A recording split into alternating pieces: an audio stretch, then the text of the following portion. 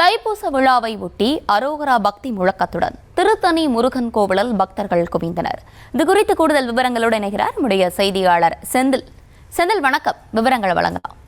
6 படை வீடுகளில் ஒன்றான 5ஆம் படை வீடான திருத்தணி முருகன் கோவிலில் இன்று தைப்பூச விழாவை ஒட்டி அதிகாலை மூலவருக்கு சந்தன காப்பு, தங்க கிரீடம், வைர ஆபரணங்கள் அணிவித்து சிறப்பு தீபாராதனை நடைபெற்றது. அதனைத் தொடர்ந்து பாத்தீங்கன்னா சென்னை, காஞ்சிபுரம், வேலூர் உள்ளிட்ட பல்வேறு மாவட்டங்களிலிருந்து முருகன் மாலை அணிவித்து விரதம் இருந்து அரோகரா அரோகரா என பக்தி முழக்கத்துடன் நடைபாதையாக வந்து மலைக்கோவிலில் குவிந்து வருகின்றனர். இதனால் 100 ரூபாய் மற்றும் பொது தரிசன வழியில் சுமார் 2 மணி நேரத்துக்கு மேலாக பக்தர்கள் நீண்ட நேரம் காத்திருந்து சாமி தரிசனம் செய்து வருகின்றனர். அதே போல் காவடியும் எடுத்து வருகின்றனர். பின்னர் போக்குவரத்து நெரிசலை கட்டுப்படுத்தும் வகையில் மலைப்பாதையில் வந்து வேன், இருசக்கர வாகனம் உள்ளிட்ட வாகனங்களுக்கு தடை விதிக்கப்பட்டுள்ளது. இதனால் மலைக்கோவிலில் பக்தர்களின் கூட்டம் அலைமோதுகிறது.